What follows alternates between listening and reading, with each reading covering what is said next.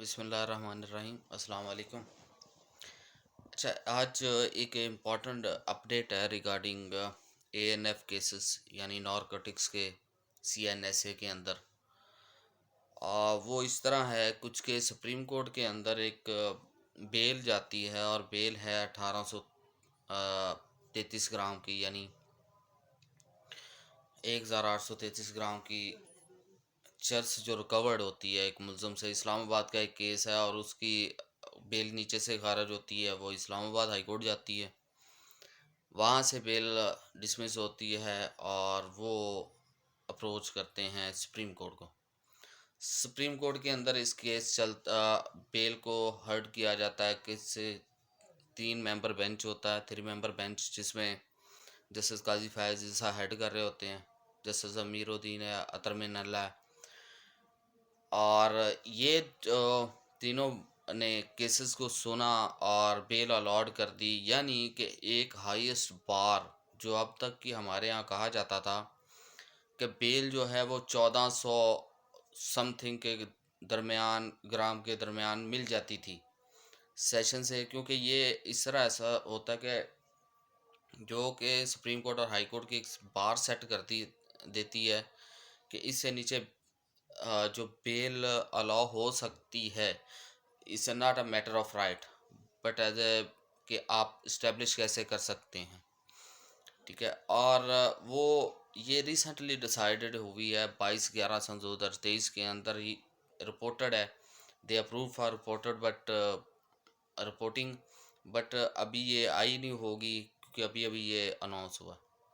इसमें केस को सारा कुछ सुन के बेल अलॉट करके श्योरिटी अनाउंस करके, और ये याद रखिएगा कि ये 1833 ग्राम एक हाईएस्ट बार है अभी तक के जो एक सेट की गई थी। इससे पहले मैक्सिमम जो थी वो 1428 1450 के ग्राम के दरमियान हाई कोर्ट से बेल हो जाती थी।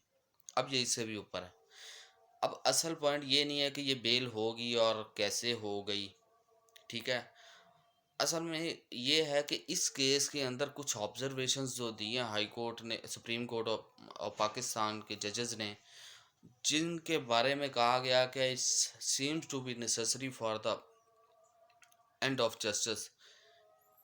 नारकोटिक्स केसेस में मोस्टली ये होता है कि जो उसका सेक्शन है सीएनएसए का 25, उसके मुताबिक उसके अंदर section 103 of CrPC criminal procedure code का नहीं अप्लाई होता।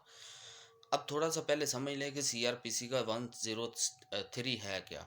103 ऑफ सीआरपीसी बेसिकली है how research will be conducted by the police officer और पुलिस ऑफिशल्स। यानी कि अगर किसी पुलिस ऑफिसर ने कोई रिकवरी की है या रिकवरी करनी है, सर्च करनी है, तो वो, ये आम केसेस की बात कर रहा हूँ, सीएनएसए की नहीं है, वो उसका हम बाद में डिस्कस करें, तो वो पुलिस वाला उस लोकेलिटी के 2 मुअज़्ज़िज़ीन को साथ लेगा और रिकवरी करेगा, रिकवरी मेमो तैयार करेगा, उस पर सिग्नेचर लेगा उन दोनों के, मुअज़्ज़िज़ीन के, मोहल्लेदार के। ठीक है। अब लेकिन ये रूल जो है सीआरपीसी का, ये सीएनएसए में केसेस में नहीं होता। वहाँ यूजुअली ये होता है कि जो एएनएफ फोर्स है या पुलिस फोर्स है, वहीं उसके रिकवरी मेमो के सिग्नेटरी होते हैं।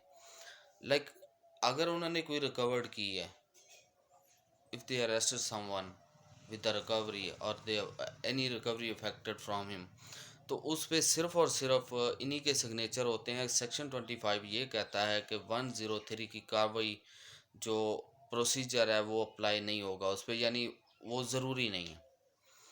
अब इस चीज़ को थोड़ा जजेस ने कंट्रोल करने की कोशिश की है और इसे ये कहा है कि 103 अप्लाई हो सकता है लाइक केसेस में, कि ये जो केस था जिसकी अपील, जो इसकी बेल गई है, उसके अंदर क्लियरली लिखा गया है कि 6 बजे, मई का महीना है, शाम 6 बजे का वाक़या है, और वाक़या है चौक का, यानी चौक में तो और भी लोग आते जाते हैं। किसी ने, और जो उन्होंने प्ली उठाई, किसी ने कोई वीडियो बनाई, किसी ने कोई पिक्चर बनाई, कोई किसी किस्म का, ये उनके डिफेंस काउंसिल के प्ली थी। ठीक है, जो on the behalf of accused appeared हुए थे। अब उन्होंने, अब इसकी ऑब्जर्वेशन देते हुए सुप्रीम कोर्ट ऑफ पाकिस्तान ने ये कहा कि आल्दो के सा टेक्नोलॉजी इरा कि हर बंदे के पास फ़ोन है, हर बंदे के पास गैजेट होता है, हर बंदे के पास हर चीज़ होती है। अगर पुलिस वाला है, एएनएफ फ़ोर्स का कोई बंदा है, तो उसके पास लाज़म मोबाइल है, ठीक है? अब उसमें इनबिल्ट कैमरा भी होता है, ठीक है? ये सारी डिस्कशन उस जजमेंट में है कि उसमें इनबिल्ट कैमरा कैमरा भी होता है। अब उस कैमरे से क्यों नहीं कि इसको आया कि उसके अंदर सारे के सारे बना दी जाएँ, पिक्चर्स बना ली जाएँ, वीडियोज़ बना ली जाएँ, किसी किस्म का कोई लकूना ना रहे प्रोसिक्यूशन। उसने कहा, जजेस ने ये कहा कि अगर ये ऐसा हो जाए तो बहुत सी ऐसी चीज़ें हैं कि झूठे केसेस भी बच जाएँगे, जो बनते हैं। इसके अलावा प्रोसिक्यूशन भी इफ़ेक्टिव हो जाएगी। जजेस ने हवाला दिया कि आर्टिकल 164 ऑफ क्यूएसओ कानूनी शहादत ऑर्डिनेंस के अंदर ये एडमिसिबल हैं। ये सारी वीडियो, ऑडियो, पिक्चर्स सारी जो मॉडर्न टेक्नोलॉजी से बनाई गई जो भी एविडेंस होगा इस admissible in the court of law as a evidence. अब इसके साथ ही उन्होंने कहा कि आर्टिकल 165 ये कहता है कि अगर इस कॉन्स्टिट्यू जो क्यूएसओ है इसके एडवर्स अगर कुछ आता है तो भी क्यूएसओ कानूनी शहादत ऑर्डर प्रिवेल करेगा, दूसरे को नहीं देखा जाएगा। तो इसका मतलब है कि वन जो 64 है उसके अंदर ली गई जो एविडेंसेस हैं मॉडर्न टेक्नोलॉजी के अंदर, तो वो admissible in the court of law हैं। तो क्यों नहीं ये पुलिस वाले जब किसी को पकड़ते हैं, स्पेशली जब डे लाइट का वाक़या हो, क्यों नहीं वो पिक्चर्स बना लें, क्यों नहीं वो वीडियोस बनाते, क्यों नहीं वो सारा मामला करते ताकि प्रोसिक्यूशन को इफेक्टिवनेस की तरफ ले जाया जाए। प्रॉब्लम ये होती है कि उन्होंने डिस्कस किया, उन्होंने कहा प्रॉब्लम ये होती है कि एक बंदे को पकड़ लेते हैं, उसके पास जो डेफिसिट एविडेंसेस होते हैं उसको लेके प्लीड करना चाहते हैं, वो सेशन से हाई कोर्ट से सुप्रीम कोर्ट आता है और यहाँ आते आते बाज़ औक़ात 90% तो नीचे से ही ख़त्म हो जाते हैं हाई कोर्ट से, बाकी जो होते हैं वो यहाँ आ जाते हैं। सिर्फ नाकस जो होती है, जो ineffective investigation of the police होती है या एएनएफ फोर्स होती है, तो उन्होंने इस चीज़ पे फोकस किया है कि आप कोशिश करें कि जब आप रिकवरी करते हैं या जब से अगर आपको 25 ये कहता है कि लोकेलिटी के मेंबर आल दो कि वो लिए जा सकते हैं, लाज लिए जा सकते हैं जबकि पब्लिक प्लेस हो, लेकिन अगर नहीं लेते तो फिर वीडियो बनाएं, पिक्चर्स बनाएं, सारा जो अक्रंस और जहाँ से आप रिकवरी कर रहे हैं और मुलज़म की पिक्चर बनाएं ताकि ये चीज़ ख़त्म हो सके कि एक तरफ तो आपको आर्टी सेक्शन 103 की छूट दी गई है 25 के अंदर, तो आप इस तरफ आएँ कि ताकि ये इफ़ेक्टिव इन्वेस्टिगेशन हो सके, ताकि ये कन्विक्शन मैक्सिमम हो सके अगर जो इसमें इन्वॉल्व है। क्योंकि ये एक जो सोसाइटी की इल है जिसे कह लें, एक बहुत ही ख़तरनाक ट्रेंडिंग है ये जो चर्च और ये वो सारा, तो उसके हवाले से। इसमें 2-4 चीज़ें जो एंड पे क्रक्स के तौर पे आता है। एक तो सुप्रीम कोर्ट ने बार सेट की है 1833 ग्राम की, अब यानी बेल हो सकती है subject to the conditions and जो सर्कमस्टांसेस ऑफ द केस हैं, अगर आप उसे प्रूव कर लें, एक चीज़। दूसरी चीज़ आ जाती है कि आज पुलिस वालों को ये कहा गया है कि आप पिक्चर्स लें, आप तस्वीरें बनाएं, आपके पास कैमरे होते हैं, नहीं होते तो वहाँ लोग जो मौजूद है कोई तो बनाएगा, उनसे लें ताकि इसको इफेक्टिव किया जा सके इन्वेस्टिगेशन को, और इस जो हमारे यहाँ एक नशे की जो लत चली हुई है इसको कंट्रोल किया जा सके, ठीक है। अब इसके बाद आ जाता है, साथ ही उन्होंने ये भी कह दिया कि ज़रूरी नहीं है कि 25 आपको ये कहता है कि you can take any independent witness और no need to take any independence witness at the time of occurrence या फिर प्लेस ऑफ रिकवरी।